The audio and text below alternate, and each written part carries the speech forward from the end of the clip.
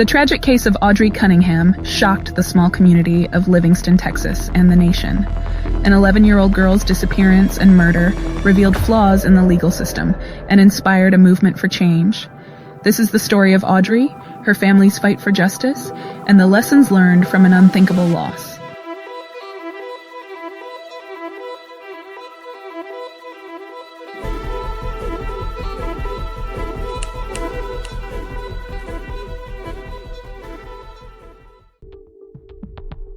Audrii Cunningham was an 11-year-old girl from Livingston, Texas, known for her infectious smile and love for school. Her disappearance on February 15, 2024, sent shockwaves through the close-knit community.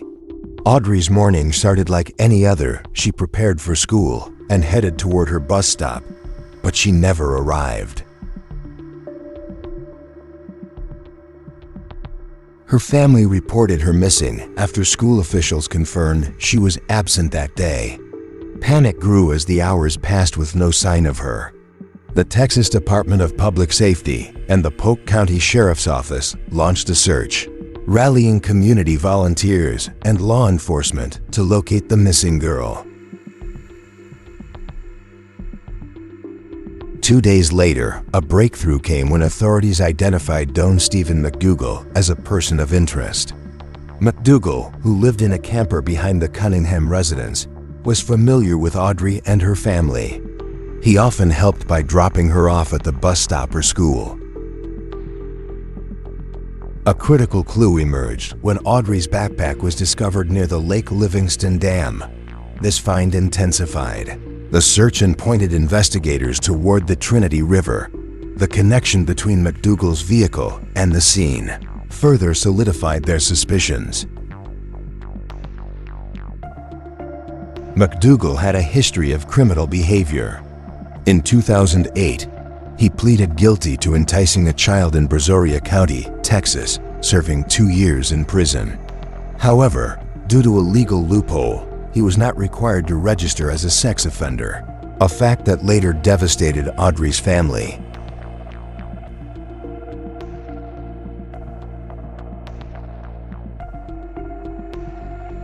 On February 20, 2024, search teams located Audrii's body in the Trinity River. The Harris County Medical Examiner confirmed her cause of death as blunt head trauma and ruled it a homicide. The discovery brought closure to the search, but deepened the grief of her family and community.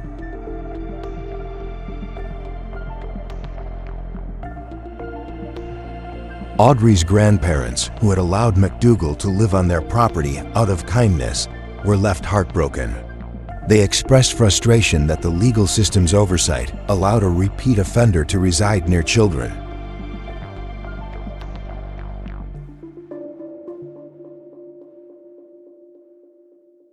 The tragedy underscored systemic flaws in how sex offenders are monitored.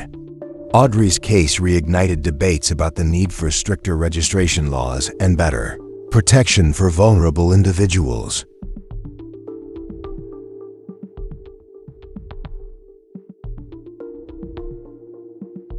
Law enforcement and prosecutors worked tirelessly to gather evidence against McDougal. The community's collective grief transformed into a call for justice, with Audrii's story sparking national attention.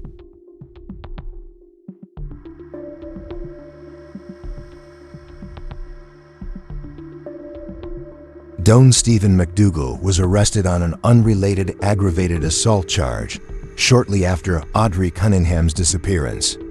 As evidence mounted, including connections to the scene and his proximity to the victim, he was charged with her abduction and murder.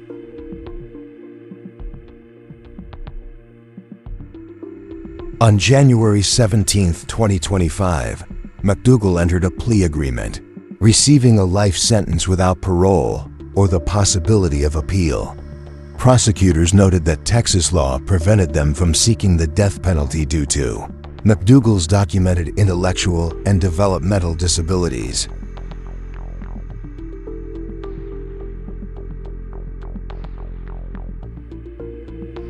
The decision to accept a plea agreement was made to spare Audrii's family the emotional toll of a lengthy trial. While justice was served, the community grappled with the limitations of existing laws.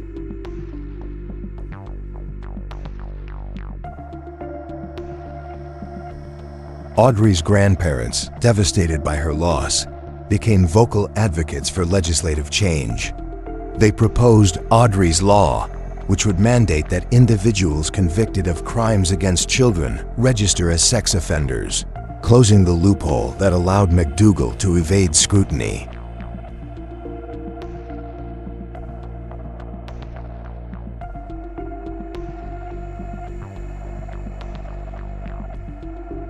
The case highlighted the importance of community awareness and vigilance. McDougal's familiarity with the family and his prior conviction underscored the need for thorough background checks and enhanced monitoring of offenders.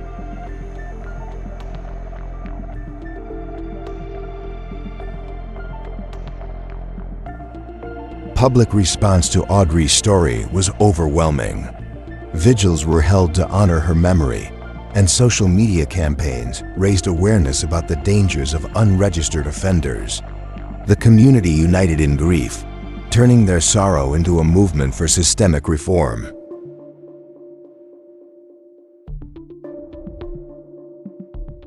Law enforcement agencies reflected on the case as a reminder of the need for swift and thorough investigations. The discovery of Audrii's backpack and the identification of McDougal's vehicle were pivotal in solving the crime.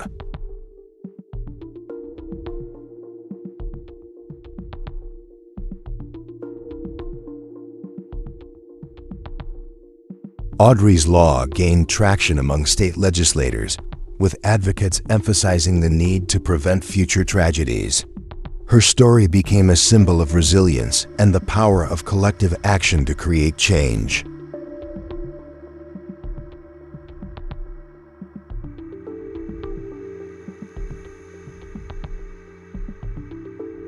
The Cunningham family continues to honor Audrii's legacy by sharing her story and advocating for safer communities. Their courage in the face of unimaginable loss has inspired many to support legislative reforms to protect children.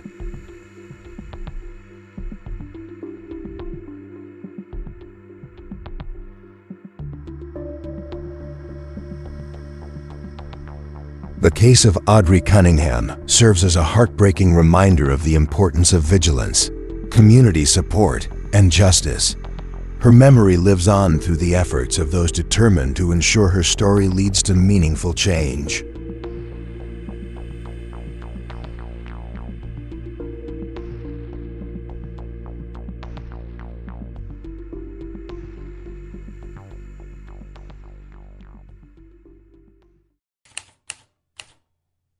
Welcome back, everybody, to the Deep Dive.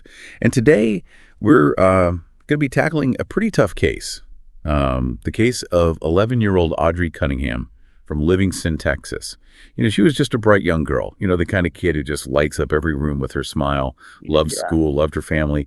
But her story took a really horrifying turn one February morning on her way to the bus stop. Yeah, it's one of those cases that just really shook the community and forced everyone to kind of look in the mirror a bit and confront some really uncomfortable truths about how we protect children and the systems we have in place to do that. Right. And that's why we have you here today to help us unpack all of this. We've got a ton of material to get through, articles, court documents, local news coverage, just a lot to get into to really understand what happened to Audrii and all the reasons why. Yeah, we're going to be looking at, the events themselves, the legal proceedings and how the community responded. But we'll also touch on some of the more complex aspects of the case, like the legal loophole that allowed this to happen in the first place, and some of the ethical considerations surrounding the sentencing. Okay, so let's start by setting the scene. February 15th, 2024. Audrii's heading out to her bus stop just like she does every morning, but she never makes it to school. What happened next just sent shockwaves through Livingston and beyond. Yeah, the search for Audrii was massive and immediate. Local law enforcement, the Texas Department of Public Safety, volunteers, everybody was out looking for her. And then a couple days later, a man named Don Stephen McDougal, who actually lived on the Cunningham's property, became a person of interest. And McDougal was a familiar face to the family. He was known to help Audrey get to school sometimes. But here's where it gets kind of complicated. This man had a prior conviction. Back in 2008, he was convicted of enticing a child. I mean, you'd think that would be a huge red flag, right? Yeah, you'd think so, but because of a loophole in Texas law at the time, McDougal wasn't required to register as a sex offender. Wait, so hold on. Help me understand this. How could someone with a conviction like that just slip through the cracks? It just doesn't make sense. Well, at the time, Texas law didn't require registration for offenders whose victims were family members. And unfortunately, that was the case with McDougal back in 2008. So even though he had a history of this behavior, it wasn't something that would have shown up on anyone's radar. Oh, wow. So Audrey's grandparents, who'd have been kind enough to let McDougal live on their property, had no idea about his past. I mean, this is just heartbreaking. They trusted him. Yeah, and that trust was tragically misplaced. 5 days after Audrey went missing, the unthinkable happened. Her body was found in the Trinity River. The cause of death was blunt head trauma, ruled a homicide. And the location of her backpack near Lake Livingston Dam, the connection to McDougal's vehicle, I mean, all the pieces just started to fit together. Yeah. And it was just this horrifying realization for everyone involved. Yeah, and it raised so many questions about how someone like McDougal with a prior conviction could have been allowed to live so close to a child, undetected. It's just unbelievable. So McDougal was arrested, but initially it was on an unrelated assault charge. It wasn't until the investigation really progressed that they got enough evidence to link him to Audrey's murder. Right, and then eventually he was formally charged with her abduction and murder. And, you know, for our listeners out there, the legal proceedings in this case took a bit of a turn that might surprise you. McDougal actually entered a plea agreement, and he received a life sentence without the possibility of parole. And this is where things get really ethically complicated. Because of McDougal's documented intellectual disabilities, the death penalty wasn't an option under Texas law. I can see how some people might think a life sentence, that's not enough for what he did, but there's always, more than one side to consider. It wasn't this simple case of seeking the most severe punishment. No, not at all. The prosecution's decision was also very much influenced by the wishes of Audrey's family. They wanted to avoid the trauma of a long and drawn-out trial and get some measure of closure and justice as quickly as possible. It's a good reminder that in cases like this, there are really no easy answers. There's this constant balancing act between justice and compassion, the needs of the victims, and the complexities of the legal system itself. And, speaking of the family, they went through something unimaginable, but even in the midst of all that grief, they really chose to channel their energy into something positive, something really remarkable. Yeah, they really did. I mean, they weren't content with just seeing McDougal punished. They wanted to ensure that nothing like this could ever happen to another family. And that's how Audrey's law came about. Exactly. They saw that loophole, the one that allowed McDougal to just kind of fly under the radar, and they were determined to close it for good.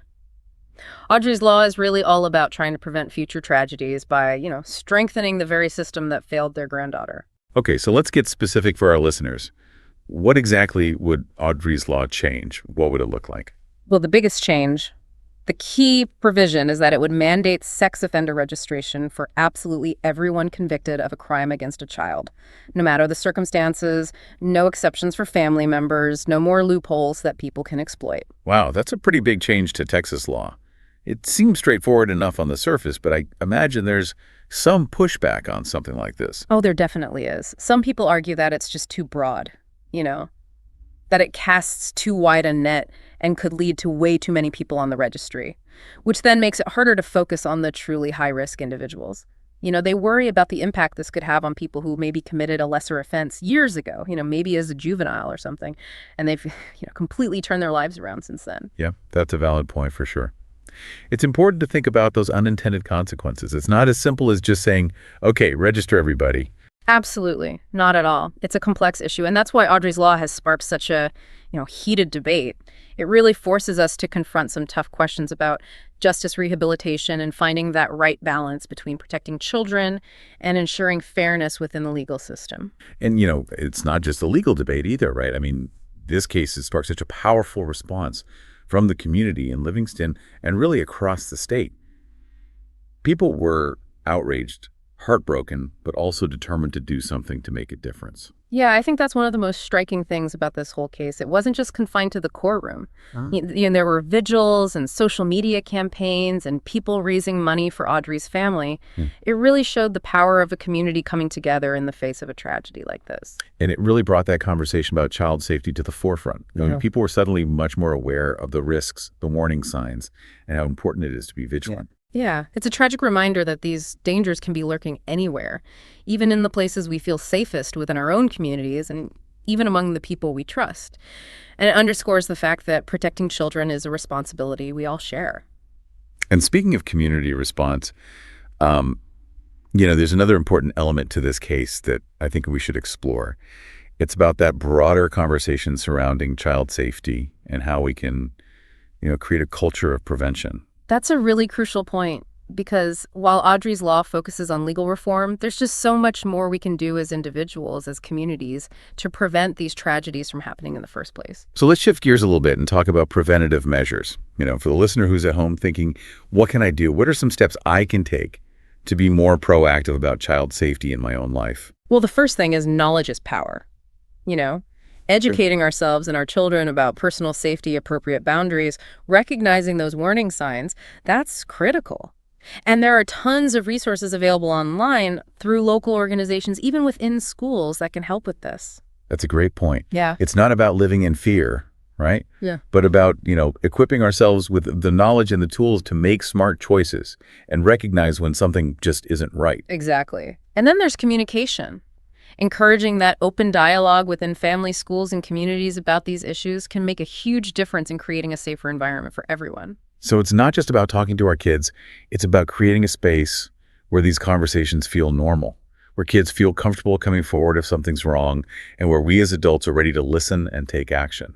Yeah, and let's not forget about technology and the role it plays. The internet can be a dangerous place, and it's really important for parents and caregivers to be aware of the risks and take steps to protect children online. Things like monitoring their activities, setting boundaries, having open and honest conversations about online safety. It's a whole other level of complexity, but we can't ignore it. Technology's not going away, and we need to have the knowledge and the tools to navigate it safely, especially when it comes to our kids. Absolutely. And while we're talking about prevention, there's one more thing I want to touch on. It's about recognizing those signs that someone might be struggling with harmful impulses and, seeking help before it escalates. You're talking about potential offenders themselves. That's a really interesting angle.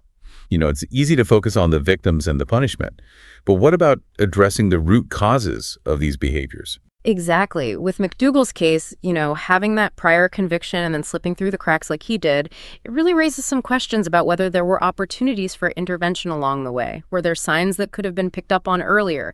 Were there resources available that could have helped him deal with his issues before they led to something so horrific? It's a really complex issue, and there's no easy answer. But I think it's a conversation worth having. If we're truly serious about preventing these tragedies, we need to look beyond just punishment and explore ways to identify and support individuals who might be at risk of harming others. It's about shifting our mindset from being reactive to being proactive. Instead of waiting for something awful to happen, how can we step in earlier, offer support, and potentially stop these cycles of harm from continuing? It's a challenging concept for sure, and it requires a certain level of empathy and understanding that can be difficult, especially in a case as horrific as Audrei's. But I think it's a crucial part of the bigger picture. It really is, and it brings us right back to the core of what we're talking about today. Audrei's case is a tragedy. It's a stark reminder of the vulnerabilities that exist all around us. But it's also a call to action. It's an opportunity to learn, to grow, to change, and to work towards a future where these tragedies become less and less frequent. It's about pushing for better laws, better systems, better support for victims, and for those who might be struggling with those harmful impulses. Recognizing that it's a complex issue with no easy answers. But that doesn't mean we just give up. Exactly. It means we keep asking those tough questions. We keep pushing for change. And we keep working towards a future where every single child can grow up feeling safe and protected. It's about acknowledging that, this isn't just about Audrey. As devastating as her story is, this is about recognizing that this is a systemic issue something that we need to pay attention to. That's it. We're talking about shifting our perspective, you know, moving away from simply reacting to these horrible events and being more proactive in addressing the things that lead to them in the first place. Yeah. And, a lot of what we've talked about today is focused on legislation, legal reform. But what about the human element of all this? What about rehabilitation and, the possibility of redemption for these offenders? Oh, that's a really important point. It's so easy to get caught up in that anger, that need for punishment. But what about stopping these crimes from ever happening in the first place? What about helping people who've committed these offenses to turn their lives around? To become productive members of society again. McDougall's case, it brings up a lot of questions about how effective our current rehabilitation programs really are. Did he get the right kind of support after he was released from prison back in 2008?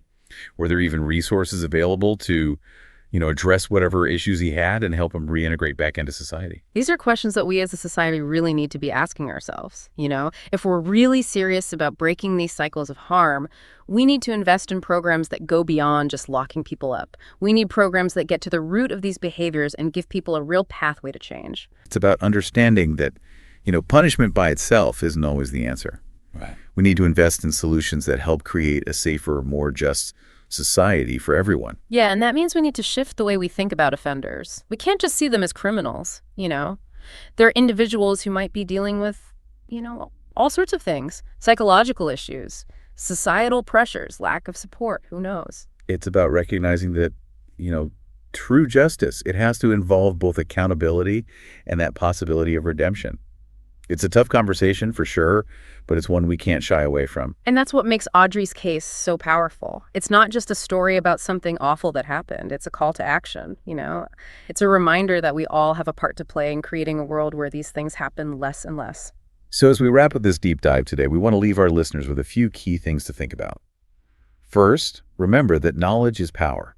The more we understand about these complicated issues, the better equipped we'll be to actually make a difference. Right. And second, never underestimate the power of your own voice. Whether it's supporting legislation like Audrei's law or getting involved with local initiatives or just, having conversations about child safety with your family and friends, every little bit counts. And lastly, don't let Audrei's story fade away. Let it be fuel for change. A reminder that we can't afford to be complacent when it comes to protecting the most vulnerable among us. Thank you for joining us on this deep dive. It's a tough topic, but it's so important. Keep learning, keep asking those questions, and keep working towards a future where every child can grow up feeling safe, loved, and empowered.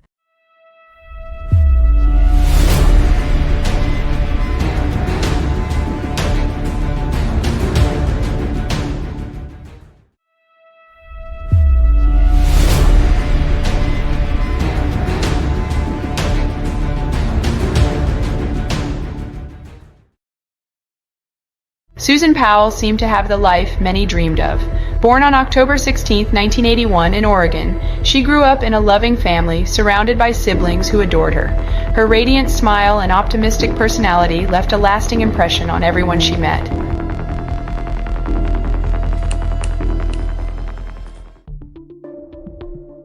Susan Powell seemed to have the life many dreamed of. Born on October 16, 1981 in Oregon, she grew up in a loving family, surrounded by siblings who adored her. Her radiant smile and optimistic personality left a lasting impression on everyone she met.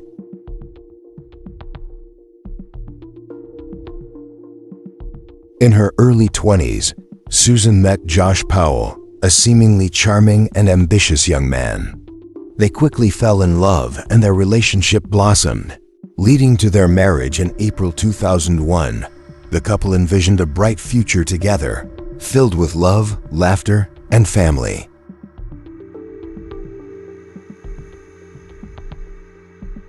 The Powells settled in West Valley City, Utah, and began building their life together.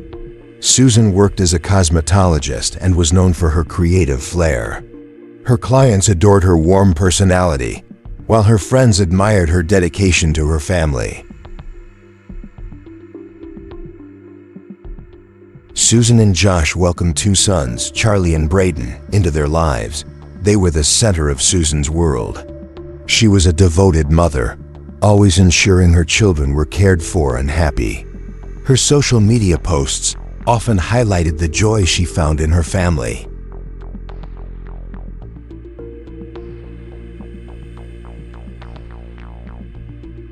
However, behind the scenes, the cracks in their marriage began to show.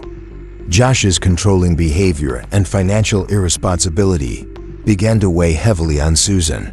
He managed the household finances rigidly, limiting Susan's independence, and often pressured her to adhere to his strict ideals.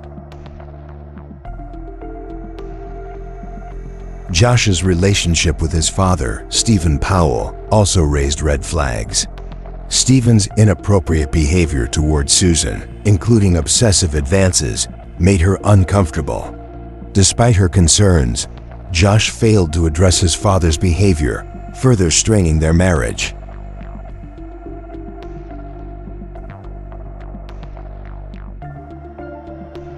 Susan's friends and family grew increasingly concerned. She confided in her close friends about Josh's erratic actions and their strained relationship. She began documenting her struggles in a journal and creating a will, fearing for her safety and that of her children.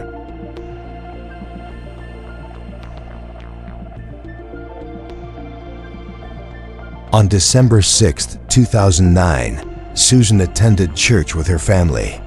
Everything seemed normal, and she appeared cheerful, as always. Later that evening, Susan prepared pancakes for dinner, a small act of love for her family. It would be the last time she was seen alive.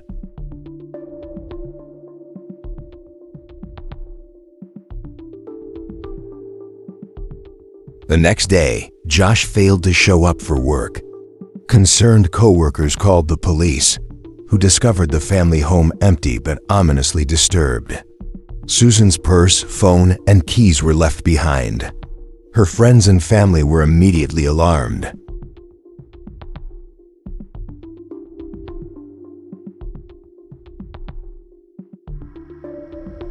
Josh's explanation for her absence was peculiar. He claimed he had taken Charlie and Braden on a spontaneous midnight camping trip in freezing temperatures. Susan, he said, had stayed home. The story baffled investigators and deepened suspicions.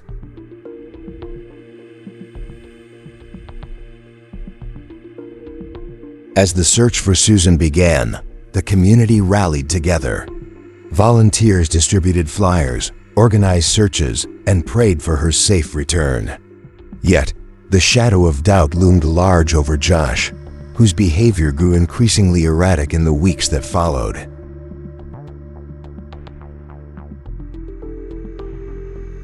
Investigators delved deeper into Josh Powell's life, uncovering troubling patterns. His finances were in disarray, his spending habits reckless, and his relationship with Susan marked by emotional abuse. Friends and family painted a picture of a man with a volatile temper.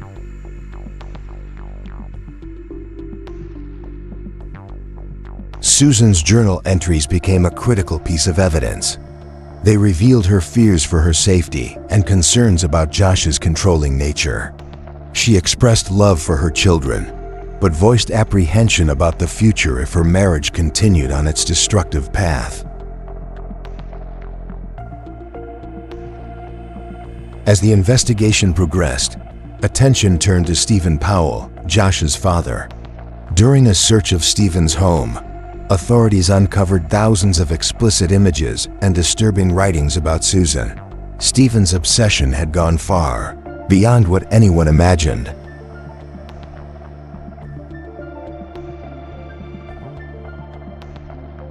Stephen's arrest brought temporary relief to those who loved Susan, but it did little to bring them closer to finding her. Meanwhile, Josh fought to maintain custody of his sons, despite mounting evidence of his instability.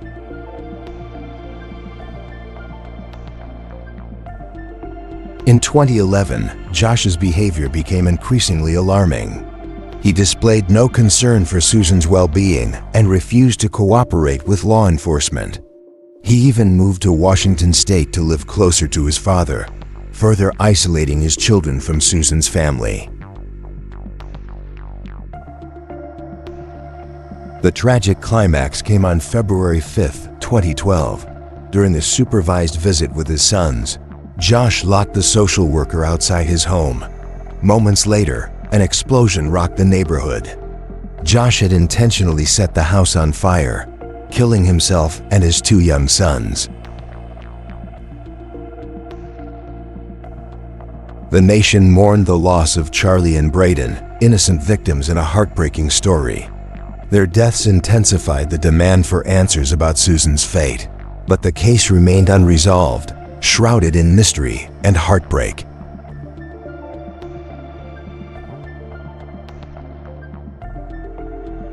To this day, Susan Powell's disappearance remains one of the most haunting unsolved cases in American history. Her family continues to advocate for her, keeping her memory alive and seeking justice for the young mother who deserved so much more.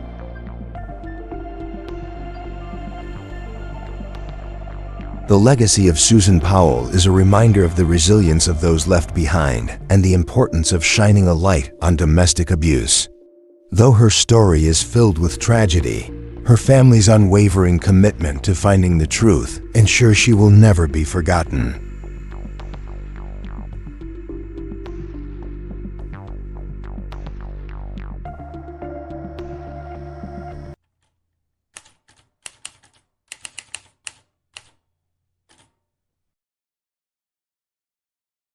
Welcome to another deep dive.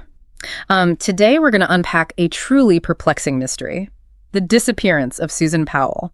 Oh, wow. We've got excerpts from a text detailing her life and the events leading up to that December night in 2009 when she vanished. Okay. It's a case that draws you in because at first glance, Yes. Susan Powell was living the American dream. A loving family, a husband, 2 beautiful sons. But behind the facade, there were cracks, secrets, and a darkness that eventually consumed everything. You know, what's interesting is that the more ordinary a life seems on the surface, the more jarring the contrast when something goes wrong. And in Susan's case, the source material really highlights how that normalcy makes the mystery even more gripping. So let's start by painting a picture of Susan Powell. What kind of person was she, based on what we've learned? Well, she was born and raised in Oregon, Okay. close to her family. Everyone describes her as incredibly warm, positive, and cheerful. The kind of person who lights up a room. She was devoted to her sons, Charlie and Braden, and had a successful career as a cosmetologist. Her clients loved her. I was looking at some of her old social media posts while prepping for this, and it's heartbreaking. You know, she was always sharing pictures of her boys, talking about making them pancakes. It just makes her disappearance all the more unsettling. Absolutely. It's that relatability that makes this case so haunting. You look at her life and think, that could be anyone. But then, of course, we have the marriage. Right. Let's talk about Josh Powell. They had that whirlwind romance, got married quickly. Was there anything in the source material that hinted at trouble brewing beneath the surface early on? Yes, definitely. Even in the early stages of the relationship, there were red flags regarding Josh's behavior. Okay. The source material points to his controlling tendencies, financial instability, and this pressure he seemed to exert on Susan to conform to his ideals. It seems he was very image conscious, and Susan was expected to fit into that picture-perfect mold. And this is where we see Susan starting to express her fears right. She begins keeping a journal, even makes a will, which in hindsight is incredibly chilling. That's right. Writing a will at such a young age is definitely unusual. It speaks volumes about the level of anxiety and concern she must have been feeling. It suggests that she sensed danger and was trying to protect herself and her children. Then we come to December 6th, 2009. The last day anyone saw Susan. It started like any other Sunday, right? Yes, the family attended church together that morning. Later that day, she made pancakes for dinner, again emphasizing the normalcy of it all, and then she simply vanished.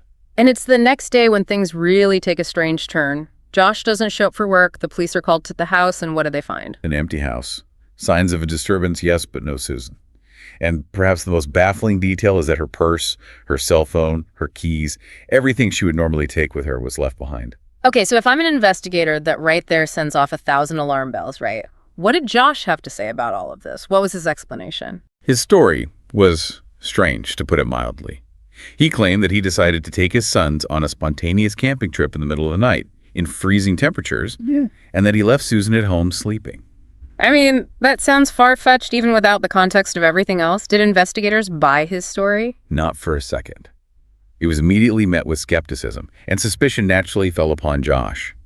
It just didn't add up, especially given what we now know about Susan's character, a loving mother who wouldn't just abandon her children. Right, that's the part that gets me. It's like those little details about her personality, the pancakes, the social media posts, they build this image of a dedicated mother who lived for her kids. Yeah. And that makes Josh's story even harder to believe. Right. So where did the investigation go from there? What started to unravel as they dug deeper into Josh's life? Well, several things. First, his financial situation was a disaster. He was deeply in debt with a history of reckless spending. Not exactly the portrait of a responsible family man.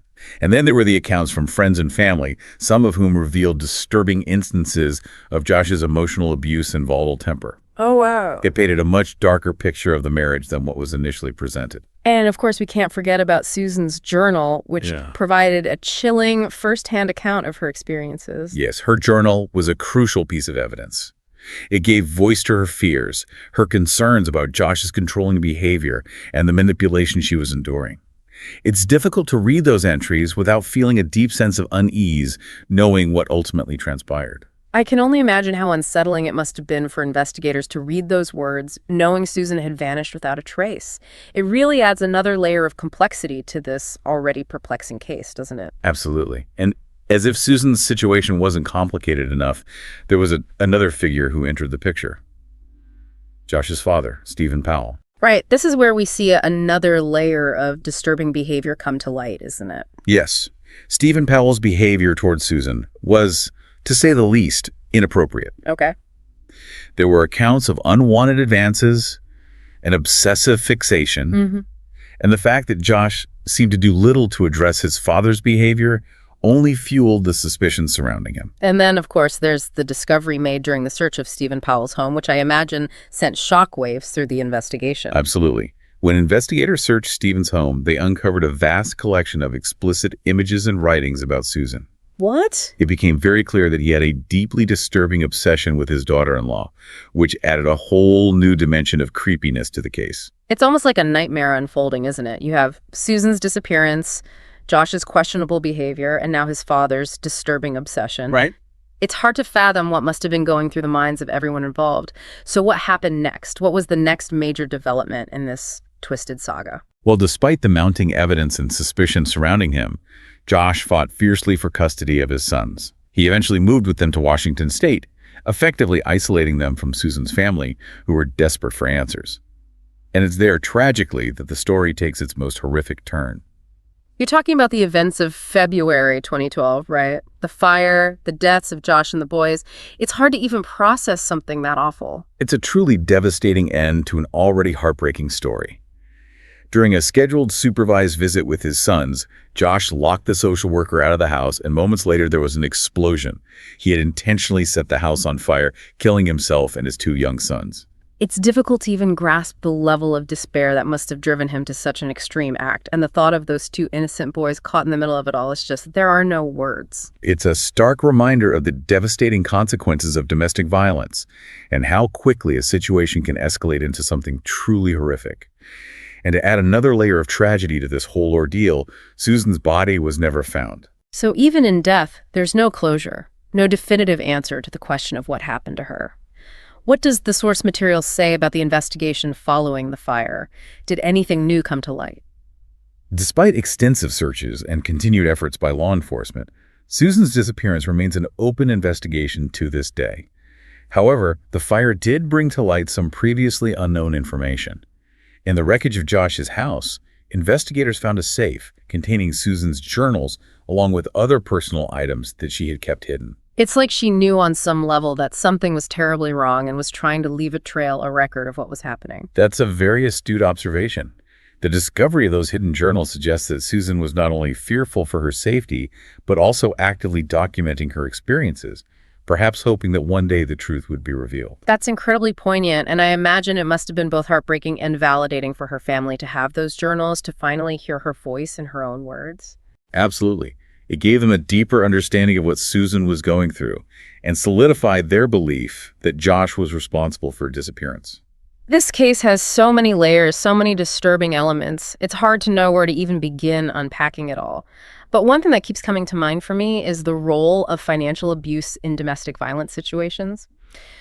We talked about Josh's financial troubles, and I can't help but wonder if that played a part in his controlling behavior. That's a great point. Financial abuse is often a less recognized form of domestic violence, but it can be incredibly powerful in controlling and manipulating a partner. By creating financial dependency, abusers can limit their victims' options and make it much harder for them to leave the relationship. It's a reminder that domestic violence isn't always physical. It can be emotional, psychological, and, as you said, financial. And it can be incredibly insidious, wearing away at a person's self-worth and independence over time. Exactly. And it's often difficult for victims to recognize those patterns of abuse, especially when it's subtle and gradual.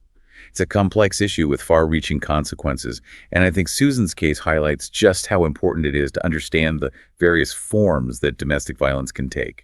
I'm also thinking about the role of Stephen Powell, Josh's father, and his disturbing obsession with Susan. It adds a whole other layer of complexity to this case and raises questions about the family dynamics that might have contributed to the tragedy. That's an aspect of the case that continues to intrigue and disturb people. Stephen Powell's obsession with Susan was clearly unhealthy and inappropriate, and the fact that it seems to have been known or at least suspected by other family members raises questions about why no one intervened. It's like this whole case is a web of secrecy, manipulation, and ultimately tragedy. You have Susan trapped in a marriage that was becoming increasingly dangerous, her attempts to document her experiences and protect her children. Then you have Josh spiraling further into darkness, driven by his own demons and perhaps fueled by his father's disturbing influence. And in the end, 2 innocent lives are lost, and a family is left grappling with unimaginable grief and unanswered questions. It's a heartbreaking story, and it's easy to get lost in the details of the investigation, the forensic evidence, the legal battles. But at its core, this is a story about human beings, their vulnerabilities, their complexities, their capacity for both love and darkness. And I think it's important to remember that even as we try to understand what went wrong and how such a tragedy could have unfolded. You know, listening to you talk about this, it strikes me that one of the most haunting aspects of the Susan Powell case is that even though it's been years since those tragic events unfolded, there's still so much we don't know. Her body was never found, and the circumstances surrounding her disappearance remain shrouded in mystery. You're right. And that lack of closure, that lingering uncertainty, must be incredibly difficult for her family and friends to bear. It's like a wound that can't fully heal, a constant reminder of the unanswered questions that continue to haunt them. It makes you wonder about the psychological impact of living with that kind of ambiguity, that sense of unfinished business. It must be incredibly difficult to find peace or move forward when the truth remains elusive. You know, as we've been discussing this case, I can't help but think about the immense pressure Susan must have felt, the weight of her fierce responsibility of protecting her children, all while trying to maintain a sense of normalcy for their sake. It's a burden no one should have to bear. Yeah, it's truly heartbreaking to consider what she endured in silence. And it underscores the insidious nature of domestic abuse, how it can thrive in secrecy and isolate victims from their support systems. We talked earlier about her journals, those hidden glimpses into her reality. I'm curious, what specifically did those journal entries reveal? What kind of insights did they offer into Susan's state of mind? Well, the journals painted a vivid picture of a woman living in fear. They documented Josh's controlling behavior, his emotional manipulation, and the constant anxiety she felt about her safety and the well-being of her children. It's almost as if she was trying to document her own story, knowing that something might happen to her. That's a chilling thought, but it's not uncommon in cases of domestic abuse. Victims often keep journals or diaries as a way of processing their experiences, documenting the abuse, and preserving a record of what's happening in case something happens to them. It's both heartbreaking and empowering in a way. Heartbreaking because it shows the level of fear and desperation she must have felt, but empowering because it demonstrates her strength and her determination to leave a record of the truth. Exactly. And those journals ultimately proved to be invaluable to the investigation, even though they didn't lead to the discovery of her body.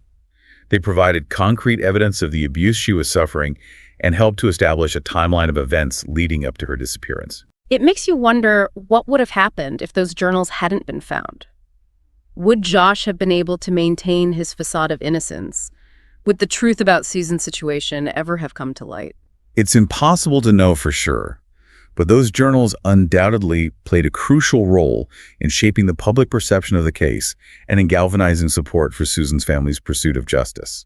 And speaking of Susan's family, I'm in awe of their strength and resilience throughout this whole ordeal. They've never given up hope. They've never stopped fighting for answers. And they've used their platform to advocate for other victims of domestic violence. Their dedication is truly remarkable. They've channeled their grief and anger into something positive, creating a foundation in Susan's name to raise awareness about domestic abuse and to support other families going through similar situations. It's a testament to the human spirit's ability to find meaning and purpose, even in the face of unimaginable tragedy. It is.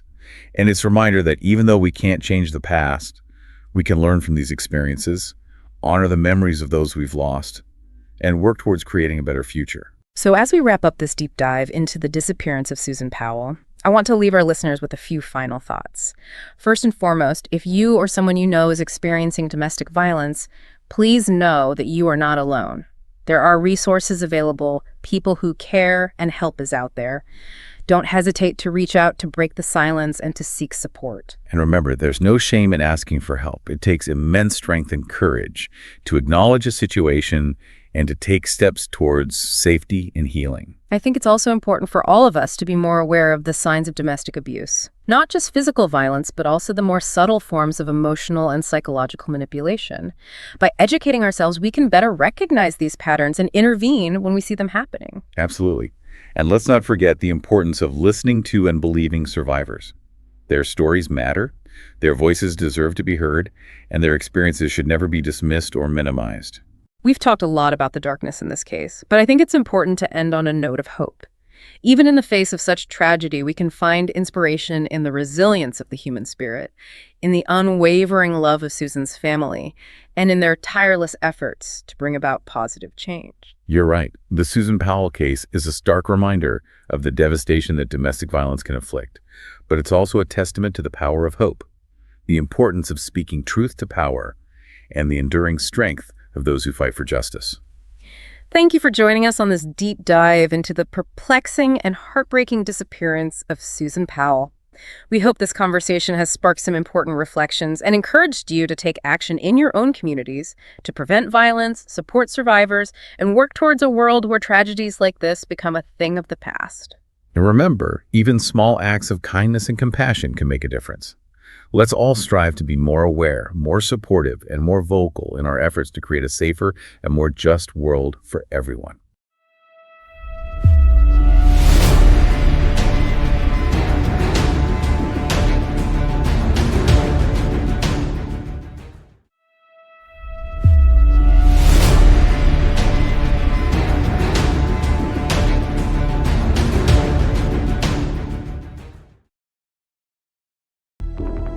The tragic case of April Tinsley is one of the most haunting unsolved mysteries in American true crime history. For over 3 decades, the brutal abduction, rape, and murder of the 8-year-old girl from Fort Wayne, Indiana, remained a cold case that tormented her family and the community. Despite numerous leads, a chilling message left by the killer, and advances in forensic technology, the perpetrator evaded justice until 2018. This case highlights the resilience of law enforcement, the power of forensic genealogy, and the enduring pain of a family seeking closure. Below, we delve into the details of April Tinsley's story, exploring the investigation, the breakthroughs, and the eventual capture of her killer.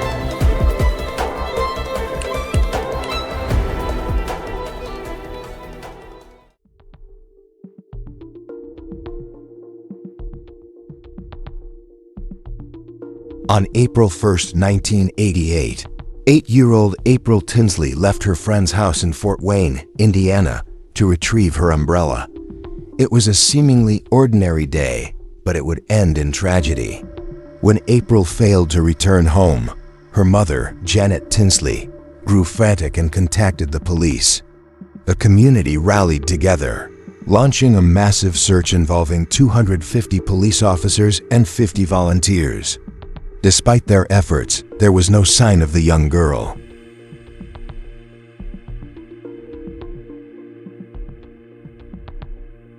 Three days later, on April 5, 1988, a jogger made a grim discovery in a rural ditch near Spencerville, Indiana. April's body was found just 20 miles from her home. Near her remains, investigators found one of her shoes and a shopping bag containing a sex toy. The scene was chilling, and the autopsy revealed the horrifying truth. April had been raped and strangled to death.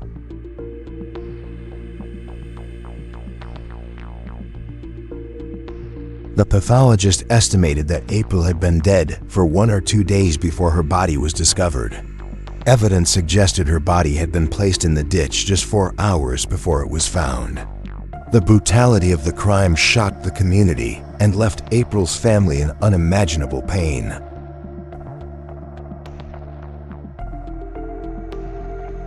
A witness came forward, claiming to have seen a white man in his 30s forcing the girl into a blue pickup truck on the day April disappeared.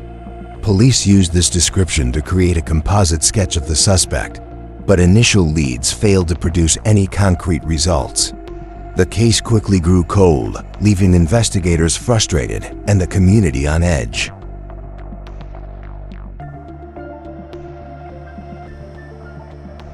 In the aftermath of the murder, 2 local radio stations established a reward fund to help solve the case. April's funeral was held at Faith United Methodist Church, and she was buried in Green Lawn Memorial Park.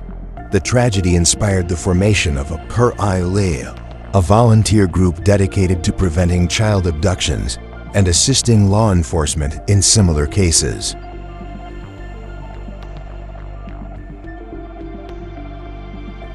Despite these efforts, the killer remained at large.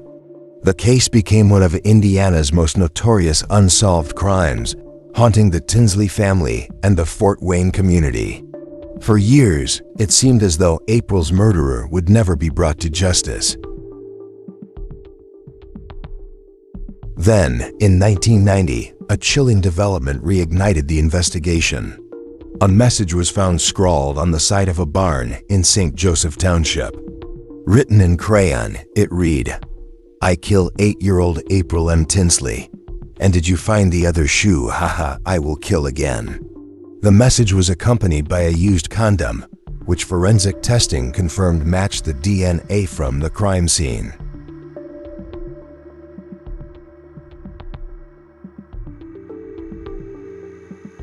The killer's taunts were a direct challenge to law enforcement, but despite this brazen act, the perpetrator's identity remained a mystery. The case continued to baffle investigators, and over the years, it became a cold case with little hope of resolution.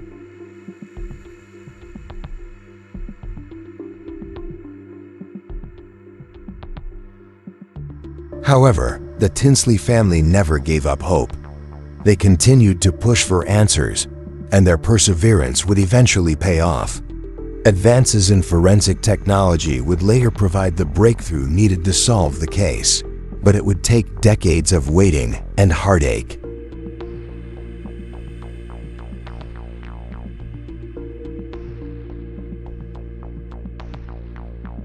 April's story is a heartbreaking reminder of the vulnerability of children and the devastating impact of violent crime. Her memory lives on in the efforts of those who worked tirelessly to bring her killer to justice, and in the hearts of those who loved her.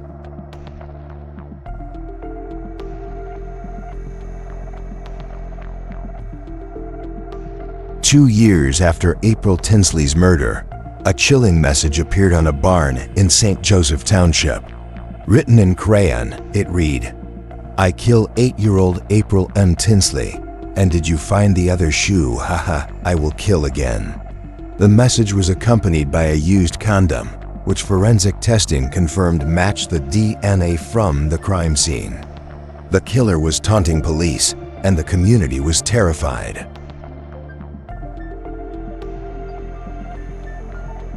The brazen act suggested that the perpetrator was still in the area and felt confident enough to mock law enforcement.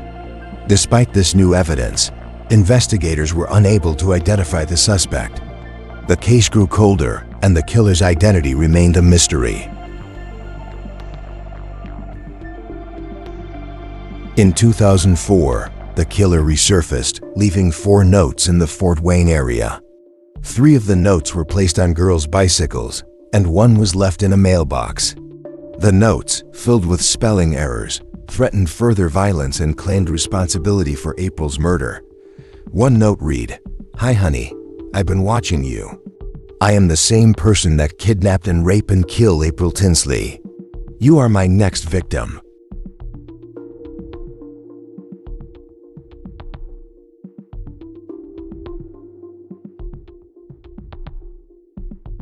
Forensic testing confirmed that the DNA from the condoms left with the notes matched the suspect's profile. Despite this breakthrough, investigators were still unable to identify the perpetrator. The case seemed hopeless, and the community lived in fear that the killer would strike again.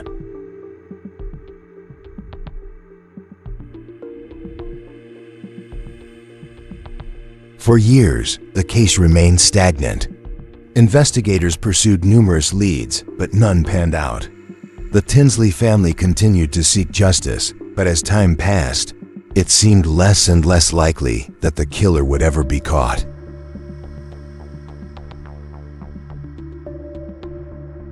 Then, in 2018, a breakthrough came in the form of forensic genealogy. Police sent DNA samples from the crime scene to Parabon Nanolabs, which used the genealogy website GEDmatch to identify potential relatives of the suspect. This innovative technique narrowed the search down to two brothers, one of whom was 59-year-old John D. Miller.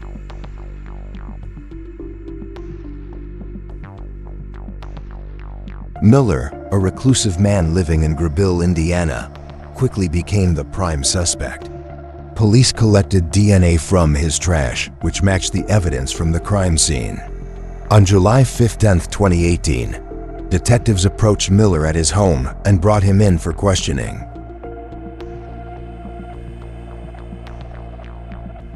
During the interview, Miller confessed to abducting, raping, and murdering April Tinsley. He admitted to choking her to death in his trailer and disposing of her body in the ditch where she was found. His confession brought an end to a 30-year mystery and finally provided closure for April's family.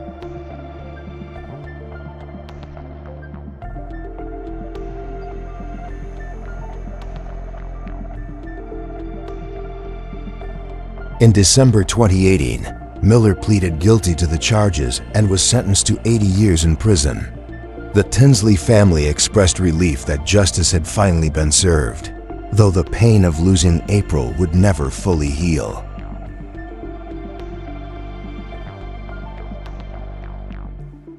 The case of April Tinsley is a testament to the power of perseverance and modern technology in solving even the most elusive crimes.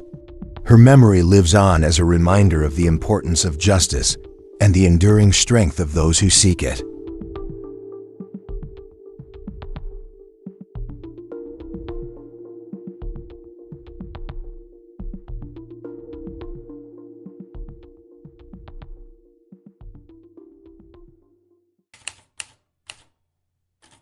All right, so today we're going to do a deep dive into a case that I know a lot of you are probably familiar with. It's the April Tinsley case out of Fort Wayne, Indiana. It's pretty well-known case, spanned decades, and we're going to kind of go through the twists and turns of the investigation and how technology kind of caught up with the killer in this case, and really the lasting impact that it had on the community. Yeah, this case is really, I think, a paragon of an example of how, despite the darkness that surrounds a case like this, that the pursuit of justice and, the advancements in forensic technology and science can really provide those much-needed answers. Yeah. So let's go back to 1988. April 1st, 1988. It was just an ordinary spring day. 8-year-old April Tinsley was walking home from a friend's house, and she needed to grab her umbrella, so she headed out alone, and she never made it back. So a massive search was launched. 250 officers, 50 volunteers were looking for April, and then 3 days later, a jogger makes a horrific discovery. Right. April's body was found about 20 miles from her home. She had been sexually assaulted. She'd been strangled. And they found a single shoe and a shopping bag containing a sex toy near her body. So right away, that suggests that this was premeditated. Right. This wasn't something that, was a crime of opportunity. Right. And there was also a witness. A witness reported seeing a girl being forced into a blue pickup truck driven by a white male in his 30s. So initially, that kind of fueled the investigation, right? They had a potential suspect description. Yeah, you would think so. But it ultimately led nowhere. Right. It's like one of those things where you think you have a really solid lead and it just kind of fizzles out. And for 2 years, the case remained unsolved. And during those 2 years, the community really rallied around the case. They created a reward fund. They held April's funeral. And they actually formed a group called April, dedicated to child abduction prevention. Wow. But still the killer remained at large. And then in 1990, he reappears, but not with a physical attack, more of a psychological attack. Right. It's almost as if he wanted to be found, but only on his own terms. Just very creepy. Yeah, it's a very deliberate act of terror. I mean, can you imagine the fear that gripped the community? Yeah. When this message scrawled in, crayon appeared on a barn. It boasted about April's murder, and it threatened more killings. Oh my gosh. I mean, the message itself is terrifying. I kill 8-year-old April M. Tinsley. Did you find the other shoe? Haha, I will kill again. And along with the message, there was also a used condom. And this is where the story takes a turn. The DNA from the condom matched the DNA from the crime scene. So they had his DNA. Dig it. They knew he was dangerous. But then 14 years of silence. Right. No new leads. Correct. And then in 2004, he resurfaces. He left 4 notes this time. Wow. 3 of them were found on little girls' bicycles, and 1 was found in a mailbox. And the notes contained taunts to police and a threat of another attack. And one of the notes actually read, "Hi, honey. I've been watching you. I am the same person that kidnapped and raped and killed April Tinsley. You are my next victim." And again, condoms were found with the notes, and the DNA was a match. He was still out there, watching, waiting, Yeah. and very likely planning his next move. So they had his DNA. They knew his MO. They knew that he was active, but they couldn't find him. I can only imagine how frustrating that would have been for everybody. Absolutely. I mean, it's like having all the pieces to a puzzle, but not knowing how to put them together. Right. That's a very common frustration in law enforcement, Yeah. especially when it comes to cold cases. Yeah. But then in 2018, the case took a dramatic turn, thanks to a revolutionary tool, Yeah. forensic genealogy. Yeah, I was going to say. It really was a game changer. Huge. It really revolutionized investigations in a lot of ways. How does it work? So basically, imagine you have the DNA from a crime scene, but it doesn't match anyone in your traditional criminal databases. So what you do is you take that DNA and you upload it to a genealogy website, like EDmatch is one of the popular ones. And these websites have vast collections of DNA profiles from people who are interested in tracing their ancestry and learning more about their family history. Okay, so you're comparing the unknown DNA to this massive pool of genetic information to see if there are any familial connections? Exactly. And in April's case, the search led to 2 brothers. Oh, wow. So that narrowed things down considerably. Dramatically. And one of those brothers, John D. Miller, quickly became the prime suspect. So after all these years, they finally had a name. What happened next? Well, they still needed to confirm that it was him. So they obtained a discarded DNA sample from Miller, and it was a match. Wow. And so on July 15th, 2018, 30 years after April's murder, John D. Miller was arrested at his home. And during the interrogation, he confessed to everything: the abduction, the sexual assault, the murder. He described in detail how he had killed April in his trailer and then disposed of her body. It must have been an incredibly emotional moment for everyone involved, especially for April's family and the community. Absolutely. It was a mix of relief and grief. A wave of emotions washing over Fort Wayne. There were press conferences, statements from law enforcement, community vigils remembering April. But for many, it was just a sense of closure, finally knowing who was responsible and seeing him brought to justice. You mentioned closure, but it can be complicated. What did you mean by that? Well, closure doesn't erase the pain of loss. For April's family, the arrest and the conviction couldn't bring back their daughter. It's kind of like healing a wound.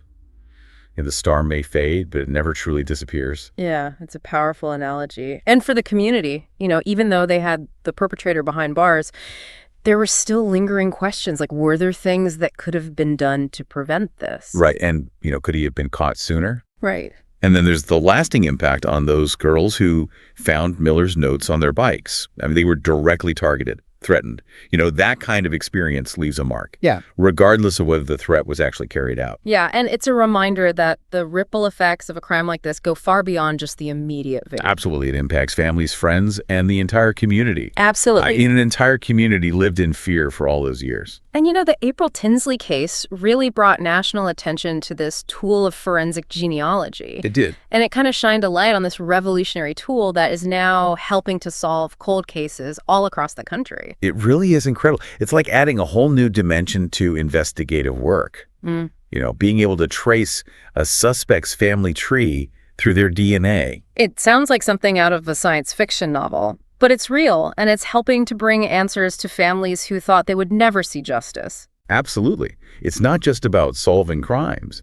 It's about providing answers and closure and a sense of peace to those who've been affected by these tragedies. So let's talk a little bit more about forensic genealogy. I mean, we know that it helped to crack the April Tinsley case, but how widespread is its use? Well, it's becoming increasingly popular, Yeah. and for good reason. Law enforcement agencies all across the country are starting to utilize this technology to re-examine cold cases.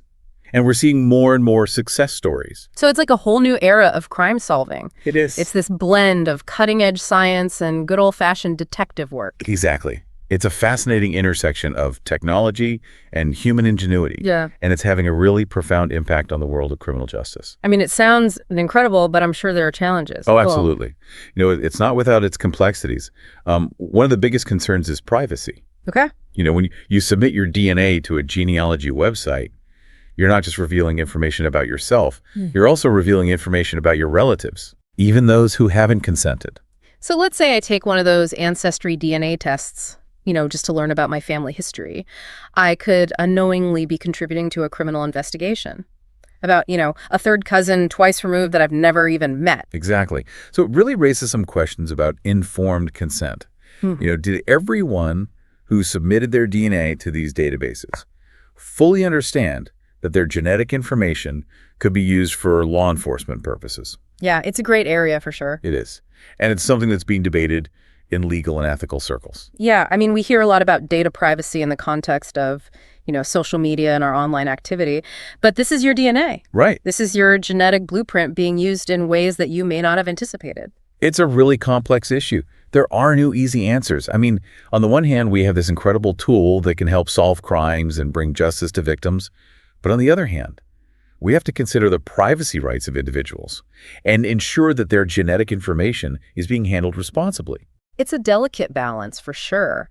I mean, it kind of reminds me of other technological advancements that have raised ethical questions, like facial recognition software, artificial intelligence. Yeah. As we develop these really powerful tools, we really have to kind of grapple with their potential implications and establish some guidelines for their use. Absolutely. It's an ongoing conversation. Yeah. And one that's really crucial to have as technology continues to evolve in such a rapid pace. Yeah, we need to be mindful of the unintended consequences and ensure that we're using these tools ethically and responsibly. Yeah, I agree.